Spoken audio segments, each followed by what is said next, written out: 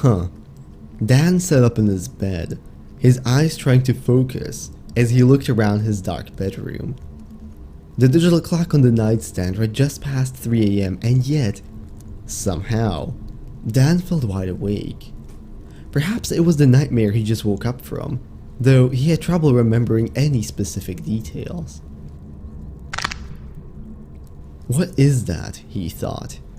Weird cracking noises were emanating from somewhere in his room. To him, it sounded like cracking eggshells, quick, sharp snaps. It was a sound he had trouble placing, eerie, but in a strange way, almost soothing. He jumped off the bed and began his search, listening intently. The closet? No. The wardrobe? Nothing. It came from the window. The curtains were drawn so he couldn't see out, but the tapping clearly came from the outside.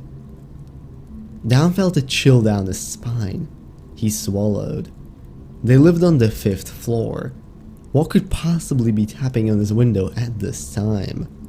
He approached the curtains, gripped tight on each side, and mustering all the courage he had left, yanked them open.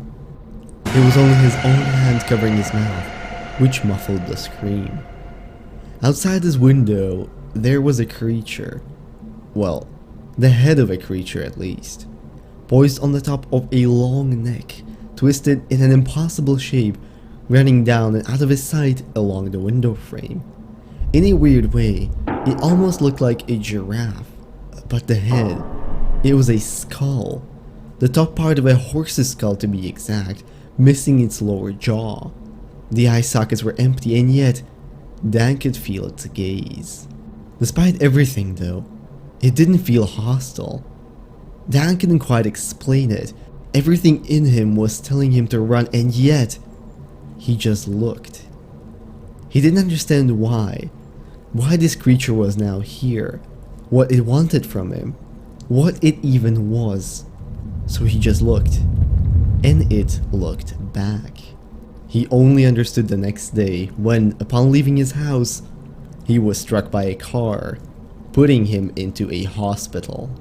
What Dan had encountered there was the so-called long horse, yet another creature conjured up by the avid advocate of staying up at night, gripped by the fear of imaginary creatures, Trevor Henderson, and the topic of today's video. I'll be telling you everything we know about this entity, including its history, appearance, as well as behavior, so you know what to do if you ever happen to see it. So without any further ado, grab a flashlight, and if you're a chiropractor, you might want to turn this off, but let's go. Now, if you've watched any of my previous videos on Trevor Henderson's creatures, you probably have a preconceived notion of what we're dealing with here. But as it so happens, Longhorse is quite different from its very murder-happy counterparts. In fact, while not directly friendly, this entity does not seem to hold any ill will against humans, and seems instead interested in helping and protecting them. Of course, most people don't know this, which is why sightings of this creature are often met with terror. And to be honest, its appearance does not exactly help in this case. Body consisting of a seemingly infinite neck, which can twist and turn, creating new joints at will, accompanied by the eerie cracking sound. The pliable skin like wax, running up to the top half of a horse's skull, which makes up the head. On top of that, this creature also appears to be able to levitate, and will often appear twisting and twirling around in impossible angles. Interestingly enough, it seems to leave the scent of cinnamon whenever it appears, and there have even been claims of it being able to teleport. As if that wasn't crazy enough, there is even more. Supposedly, Longhorse is able to move through the layers of reality itself, perhaps traveling through a pocket dimension, which might hide its evasive body. If it even exists, that is. It can appear in reality or in dreams, and according to Trevor, if you were to offer it an apple, it would simply blacken and wither as a sign of it being accepted.